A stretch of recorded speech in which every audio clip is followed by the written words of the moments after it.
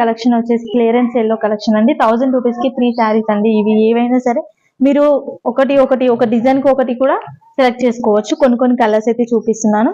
ఇదైతే foil print అనేది వస్తుంది.